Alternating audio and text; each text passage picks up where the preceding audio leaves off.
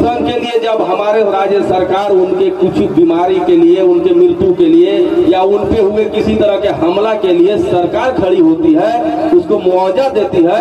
और मैं आग्रह करूंगा, हमारे जब जो मुख्य अतिथि धीरज साहब जब बोलेंगे तो इस पर और बेहतर बताएंगे, क्योंकि हमसे पढ़े लिखे और एडवोकेट है तो ज्यादा जानते हैं, इस पर बताएंगे आपको। सरकार के द्वारा जो योजना लाया गया है, प्रवक्ता भी है जेएमएम की, हमसे ज्यादा जानकारी है।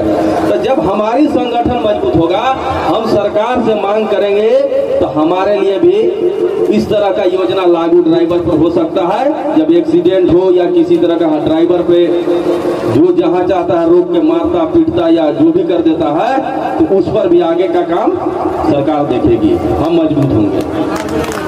अब रही बात, क्योंकि अभी बहुत सारे लोगों को कहीं जाना है, प्रदेश अध्यक्ष होने के नाते मेरी जिम्मेवारी बनती है कि आपातकाल, क्योंकि ट्रस्टी के जो मुख्य मेंबर है वो कमेटी का देख रेख करने का जिम्मेवारी है, रकीब साहब हो या हम लोग कैसे चला रहे हैं। प्रदेश अध्यक्ष का जिम्मेवारी होता है संगठन को और अपने लोगों पर हो रहे परेशानी को हम ट्रस्टी से अपनी बात को रखेंगे जब हमारी पहुंच से ऊपर होगा।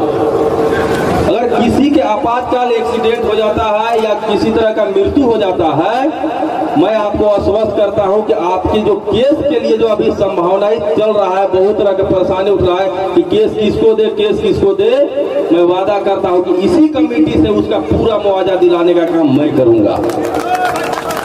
और प्रदेश अध्यक्ष होने के नाते अगर आपको यकीन नहीं होगा तो जिसका भी एक्सीडेंट होगा, ज्यादा आर्थिक मजबूती तो मेरा नहीं है, तो लीगली बैंक से उसके परिवार को 10 लाख का चेक दे दूंगा। अगर उसको कमेटी के तरफ से अगर हम पैसा नहीं दिला पाए तो चेक लेकर हमारे ऊपर फ्रॉड का केस करेगा या हम उस चेक का हकदार होंगे। ये अध्यक्ष होने के नाते मैं आपको पहले एडवांस नहीं दे पाऊंगा। ऐसा नहीं है कि और संगठन के लोग के पास ही ये सिस्टम है और वही पैसा दिलवा सकता है।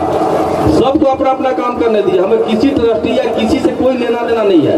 वो भी हमारे लिए ही काम कर रहा है, हम भी ड्राइवर के लिए काम कर रहे हैं सब लोग। तो आपको विश्वास दिलाते हैं कि इस कमेटी में आप अपने आप को कमजोर मत समझिएगा कि हमारा ये जो ड्राइवर एकता सहायता संघ है वो केस लड़ पाएगा, हमें पैसा दिलवा पाएगा या नहीं दिलवा पाएगा। क्योंकि मेरे अभी हमारे एक बहनोई के भाई का एक्सीडेंट हुआ था जिसमें उनकी मृत्यु हो गई थी। हमारे धीरज साहब जानते होंगे, विनोद विश्वकर्मा एक वकील है गढ़वा में, उन्होंने केस को लड़ा, 6 महीने में उन्होंने पूरा पैसा उनको दिलाने का काम किया। ऐसे कई वकील हैं, क्योंकि वो उनके पास जानकारी भी है और उनका काम भी है कराना, उससे उनको भी बेनिफिट है और जिसके साथ आपातकाल घटना घट जाता है तो उसके साथ। तो आपसे मुक्त कहने का यही मेरा मकसद है कि आप बेधड़क होकर इस संगठन को पूरा समय और पूरा मजबूती के साथ खड़ा रहिए। आपके साथ किसी भी तरह का आफत या परेशानी आता है, उसमें हम जैसे और स्टेज पर बैठे मौजूद जैसे हजारों लोग आपके लिए खड़ा रहेंगे। वो गढ़वा हो, छत्तीसगढ़ हो, बिहार हो, अनदर देश के किसी भी राज्य में ड्राइवर एकता संघ से जुड़े या नहीं भी जुड़े, अगर ड्राइवर हमारे संगठन से जो ड्राइवर नहीं भी जुड़े हैं और वो हमारे पास हेल्प के लिए आते हैं, ये संगठन के द्वारा उसको हेल्प किया जाएगा। हमारे पास बहुत ताकत है, बहुत सारे वक्ता भी हैं, पहला प्रोग्राम है हम लोगों का मेरे नजरों में, और लोगों का पीस कमेटी का मीटिंग वगैरह भी है, उसमें भी लोगों को जाना है। विस्तृत और बात बताता नियम था, हमको इन लोग के बातें बोलना चाहिए था, लेकिन अब आदेश आ गया तो हमने बोल दिया। बस यही कहना है कि 2 चीज पर ध्यान रखिएगा जो हम अपने पीछे करीब अध्यक्ष बनने के बाद जो हमने सर्च किया है, आपके ग्रुप में एक दूसरे पे कटाच करना, उससे कमेटी कमजोर होती है।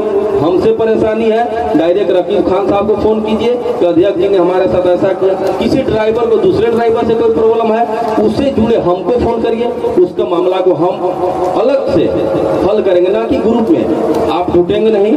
दूसरा चीज, पूरी तरह आप स्वस्थ रहिए कि अगर खुदा न करे, अल्लाह भगवान ईश्वर न करे किसी के साथ कुछ भी हो, अगर खुदा न खास कुछ होता भी है, उसके जो सिस्टम और कानून है उसका इस संगठन के माध्यम से पूरा करने का जिम्मेवारी हम लोगों का है और पूरा करेंगे। विश्वास स्वरूप हमारे पास पैसा नहीं है, जिसके साथ कोई घटना घट जाता है उसको यकीन नहीं है, उसको 10 लाख रुपए का चेक तब तक के लिए उसको दिया जाएगा जब तक संगठन के द्वारा उसको पैसा दिलवा न दिया। बस इन्हीं बातों से हम अपनी बात को समाप्त करते हैं। बोलने में, आपके साथ खड़ा होने में कोई गलतियां हुई होगी, हमें क्षमा करिएगा। पुनः फिर कभी मौका मिलेगा हम बात करेंगे। बस इन्हीं बातों के साथ मैं एक बार आप